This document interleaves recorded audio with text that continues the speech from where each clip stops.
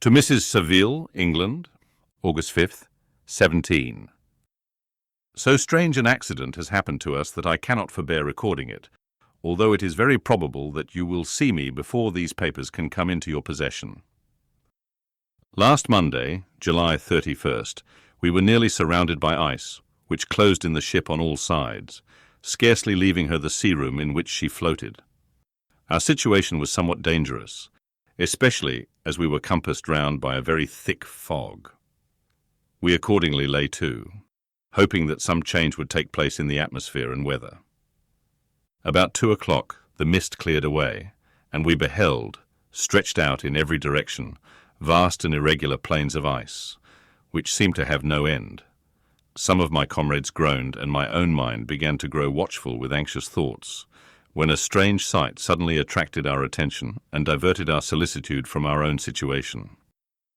We perceived a low carriage, fixed on a sledge and drawn by dogs, pass on towards the north, at the distance of half a mile. A being which had the shape of a man, but apparently of gigantic stature, sat in the sledge and guided the dogs. We watched the rapid progress of the traveller with our telescopes until he was lost among the distant inequalities of the ice. This appearance excited our unqualified wonder. We were, as we believed, many hundred miles from any land, but this apparition seemed to denote that it was not, in reality, so distant as we had supposed. Shut in, however, by ice, it was impossible to follow his track, which we had observed with the greatest attention. About 2 hours after this occurrence, we heard the ground sea, and before night the ice broke and freed our ship. We, however, lay to until the morning, fearing to encounter in the dark those large, loose masses which float about after the breaking up of the ice. I profited of this time to rest for a few hours. In the morning, however, as soon as it was light, I went upon deck and found all the sailors busy on one side of the vessel, apparently talking to someone in the sea.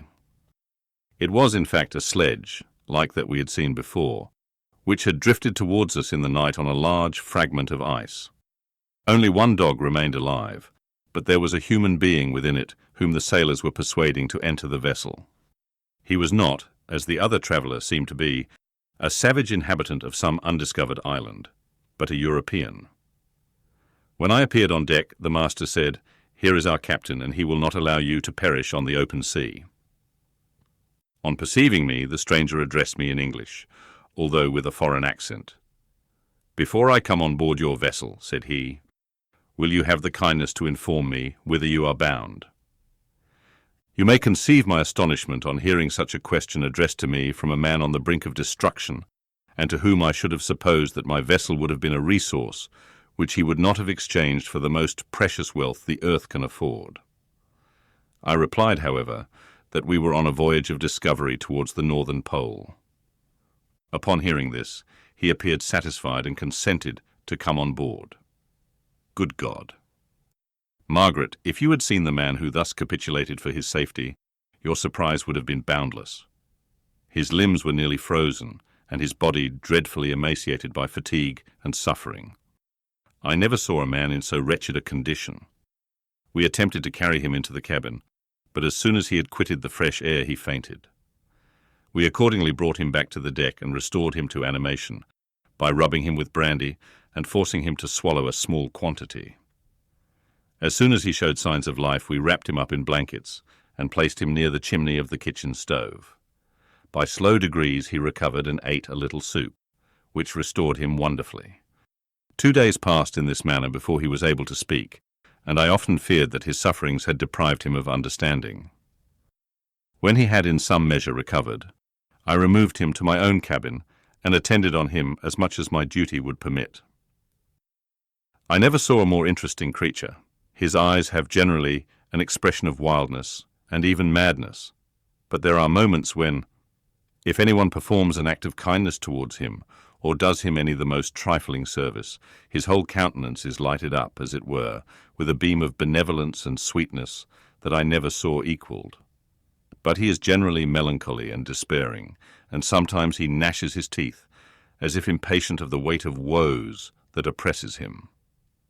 When my guest was a little recovered, I had great trouble to keep off the men, who wished to ask him 1,000 questions, but I would not allow him to be tormented by their idle curiosity, in a state of body and mind, whose restoration evidently depended upon entire repose. Once, however, the lieutenant asked why he had come so far upon the ice in so strange a vehicle.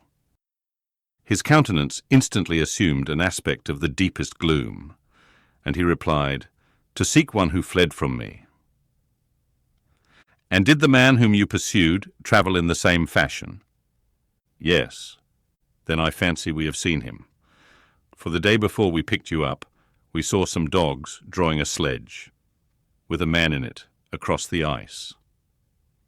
This aroused the stranger's attention, and he asked a multitude of questions concerning the route which the demon, as he called him, had pursued. Soon after, when he was alone with me, he said, "I have doubtless excited your curiosity, as well as that of these good people, but you are too considerate to make inquiries." "Certainly. It would indeed be very impertinent and inhuman in me to trouble you with any inquisitiveness of mine. And yet you rescued me from a strange and perilous situation. You have benevolently restored me to life." Soon after this he inquired if I thought that the breaking up of the ice had destroyed the other sledge. I replied that I could not answer with any degree of certainty, for the ice had not broken until near midnight, and the traveller might have arrived at a place of safety before that time. But of this I could not judge. From this time a new spirit of life animated the decaying frame of the stranger. He manifested the greatest eagerness to be upon deck to watch for the sledge which had before appeared. But I have persuaded him to remain in the cabin, for he is far too weak to sustain the rawness of the atmosphere. I have promised that someone should watch for him, and give him instant notice if any new object should appear in sight. Such is my journal of what relates to this strange occurrence up to the present day. The stranger has gradually improved in health, but is very silent, and appears uneasy when anyone except myself enters his cabin. Yet his manners are so conciliating and gentle that the sailors are all interested in him, although they have had very little communication with him. For my own part, I begin to love him as a brother, and his constant and deep grief fills me with sympathy and compassion. He must have been a noble creature in his better days, being even now in wreck so attractive and amiable. I said in one of my letters, my dear Margaret, that I should find no friend on the wide ocean. Yet I have found a man who, before his spirit had been broken by misery, I should have been happy to have possessed as the brother of my heart. I shall continue my journal concerning the stranger at intervals, should I have any fresh incidents to record. August 13th, 17. My affection for my guest increases every day. He excites at once my admiration and my pity to an astonishing degree. How can I see so noble a creature destroyed by misery without feeling the most poignant grief? He is so gentle, yet so wise. His mind is so cultivated, and when he speaks, although his words are culled with the choicest art, yet they flow with rapidity and unparalleled eloquence. He is now much recovered from his illness, and is continually on the deck, apparently watching for the sledge that preceded his own. Yet, although unhappy, he is not so utterly occupied by his own misery, but that he interests himself deeply in the projects of others. He has frequently conversed with me on mine, which I have communicated to him without disguise. He entered attentively into all my arguments in favour of my eventual success, and into every minute detail of the measures I had taken to secure it. I was easily led by the sympathy which he evinced to use the language of my heart, to give utterance to the burning ardour of my soul, and to say, with all the fervour that warmed me, how gladly I would sacrifice my fortune, my existence, my every hope, to the furtherance of my enterprise. One man's life or death were but a small price to pay for the acquirement of the knowledge which I sought, for the dominion I should acquire and transmit over the elemental foes of our race. As I spoke, a dark gloom spread over my listener's countenance. At first I perceived that he tried to suppress his emotion. He placed his hands before his eyes, and my voice quivered and failed me as I beheld tears trickle fast from between his fingers. A groan burst from his heaving breast. I paused. At length he spoke, in broken accents. "Unhappy man, do you share my madness? Have you drunk also of the intoxicating draught? Hear me. Let me reveal my tale, and you will dash the cup from your lips." Such words, you may imagine, strongly excited my curiosity. But the paroxysm of grief that had seized the stranger overcame his weakened powers, and many hours of repose and tranquil conversation were necessary to restore his composure. Having conquered the violence of his feelings, he appeared to despise himself for being the slave of passion, and quelling the dark tyranny of despair, he led me again to converse concerning myself personally. He asked me the history of my earlier years. The tale was quickly told, but it awakened various trains of reflection. I spoke of my desire of finding a friend, of my thirst for a more intimate sympathy with a fellow mind than had ever fallen to my lot, and expressed my conviction that a man could boast of little happiness who did not enjoy this blessing. "I agree with you," replied the stranger. "We are unfashioned creatures, but half made up, if one wiser, better, dearer than ourselves.